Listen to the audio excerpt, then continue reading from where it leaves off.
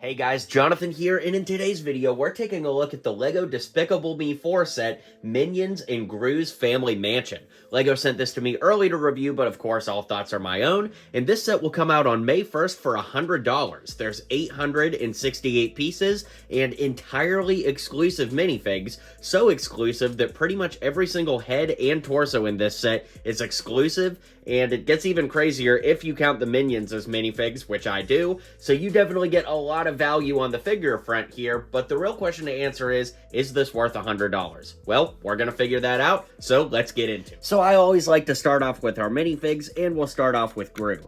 This is a cool minifig in a lot of ways because it's the first time we've gotten a gray scarf, and the torso print is really great. We just have a little bit of detailed printing on the back, but on the front, it's pretty much everything that we could hope for.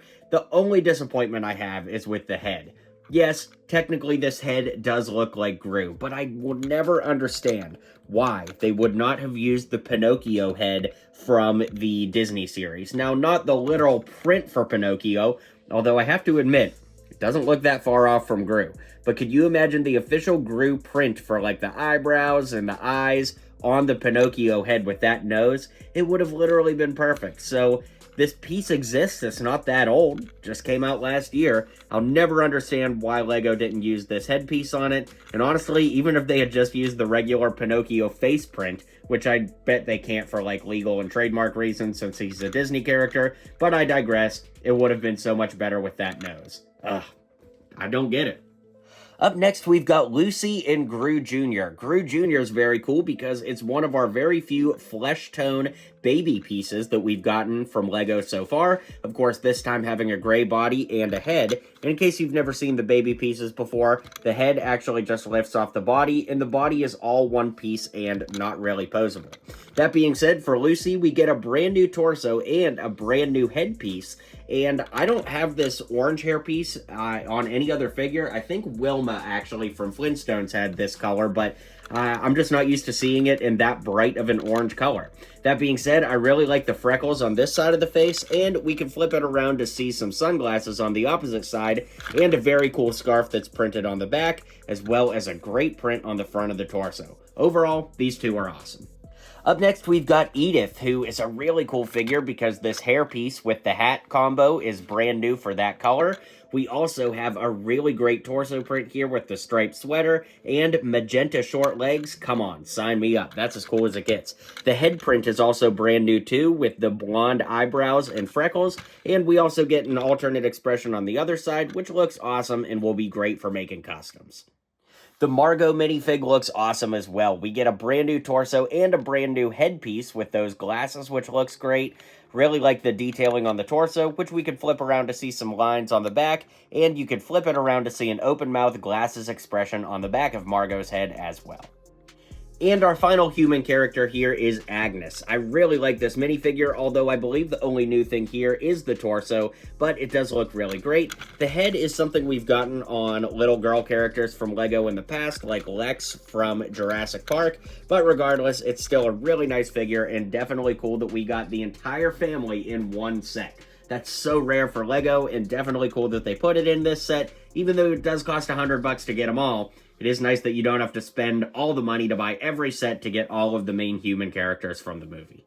So all three minions that come in this set are classified as Mega Minions. As of this, we don't really know much about it, but the press release from Lego's website said that they have quote-unquote secret superpowers. So this minion, you can see if we lift this off, he has one eye and he's kind of making a surprised face, and then we could put this little visor on there, and I don't know if this is going to be like a Cyclops ray or X-ray vision or something. Tough to say, but the color of the minion is a little bit of a more dark orange than the traditional minion orange, so I guess we just have to wait till the movie comes out to see what the full context is. But if you've never seen a minion minifigure before, they're built a little something like this with 2x2 studs on a round body, and you can pull the arms out like this to see that there's Technic pins, and they're basically all kind of built the same way, just varying sizes and stuff, but that is Mega Minion Mel.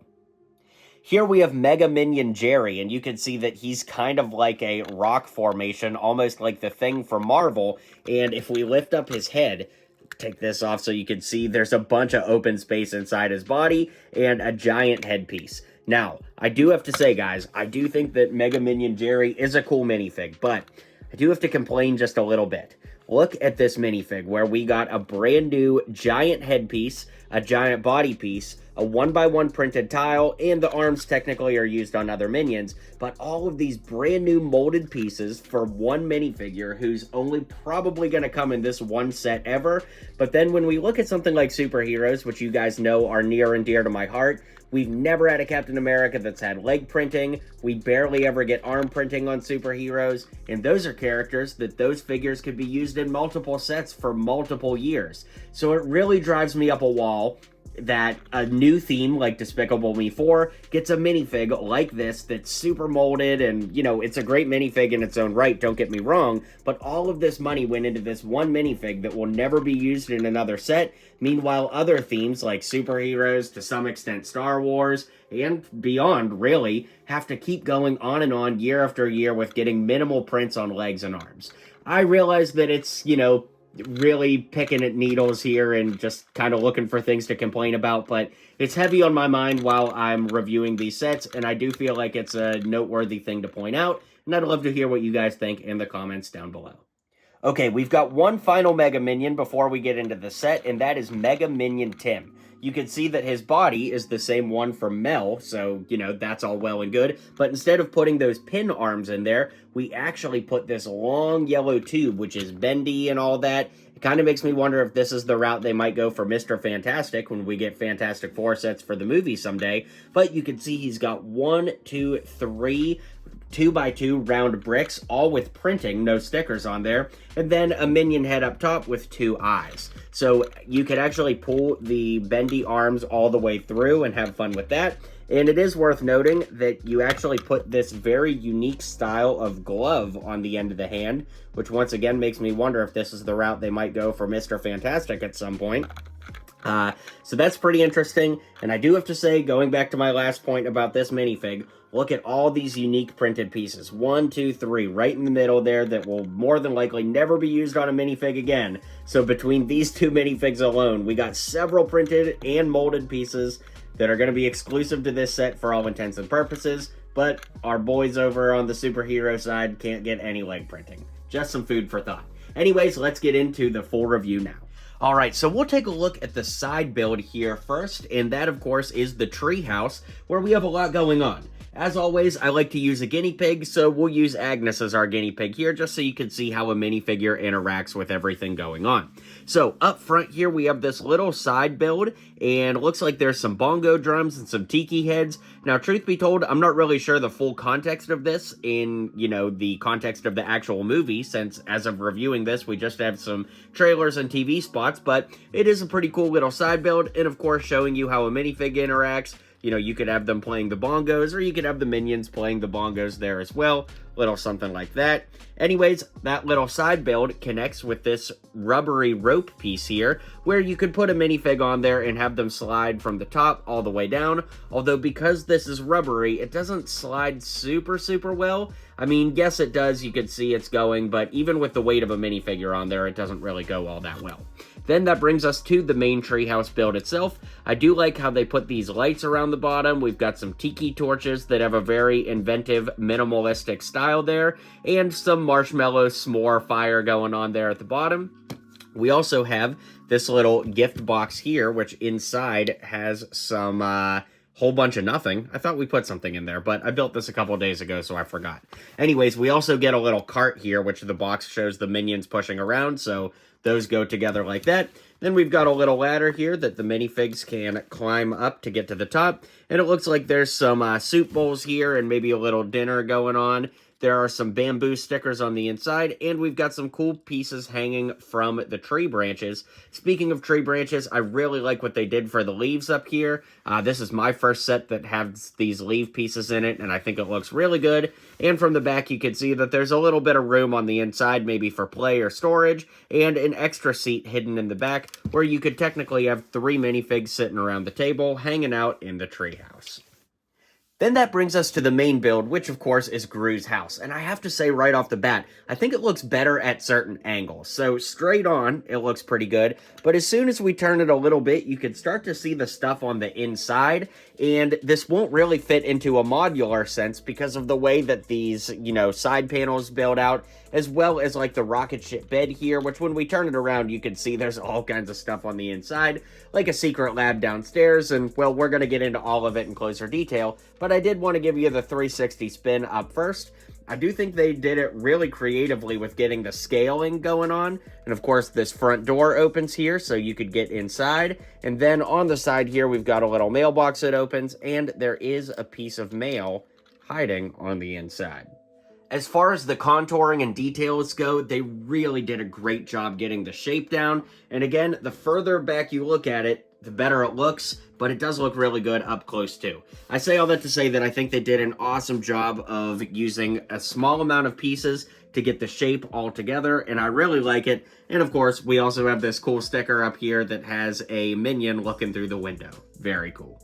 Now, I have to admit, the inside is a little chaotic for my liking, but I do have to remember that this is a set aimed at kids, and as far as play value goes and adventure value goes, it doesn't get much better than this. We've got some computers built in here with stickers and all that as soon as you walk through that front door, as well as maybe some like alarms going on up there, and then both of these turnstiles turn so that you could be having lots of different adventures depending on what it calls for. Like here, we've got a broom and some dynamite with a time bomb, it looks like. We've got a little switch you could pull here for whatever that might do. And we actually have a toilet there with a creative plunger and toilet paper on the side. I don't know if that factors into the movie or not, but it is pretty interesting nonetheless. Then on the other side, we've got these boxes here. And this is the box I was thinking of earlier, because this box actually has cookies stored inside of it. So you could just place that right back on the stud right there. We've got a plunger gun, a walkie-talkie, a water cooler with a cup, and even a ladder, which I really like because I love when sets kind of have some continuity so that you could have your minifig climb up here, in this case Gru, so that he could sit on his evil villain chair upstairs. So we'll go ahead and pull the camera up just a little bit so we can see the next story here. We've got a little fireplace with a coffee cup there, some axes hanging on the ceiling, and of course an evil villain chair for Gru to hang out in. And we also have a little stud there where you could put another minifig for Gru to be talking to or hanging out with, whatever the case may be. So when we move up top here, you can see that there are some desserts here and a big giant couch to hang out on, which I really like. And up top, you can see this really adorable photo of Gru with all his kids in the photo there. We also have this light that hangs down underneath. And speaking of the kids, over on the side, we actually have the girls' room where we have some hand-drawn paintings and pictures pinned up on the wall and taped up and all that. Then, of course, we've got this, like, rocket ship bed here, which is pretty cool. And it's not really meant to come out, but just to take it out, you can see how much room there is there. Not a ton of room. And I also like that the rocket ship is yellow. It actually kind of looks like a minion, in my opinion, so that's pretty neat. And that's about all there is to say for the interior, so let's wrap up this review.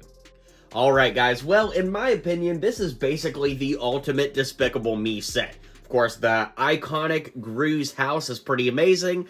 I do think we could have lived without the treehouse and all that and put those bricks into the house, but truth be told, this is a kid's set. I mean, it's for 8 and up, right? So it does make sense to have lots of side builds, and the minifig value alone just sends this thing into the stratosphere. So if you like the Despicable Me and Minions franchise, I really can't recommend this enough. I think it's a really fun set, and it's definitely great for kids. So let me know what you guys think in the comments down below. Be sure to hit like and subscribe, and I'll see you guys on the next video.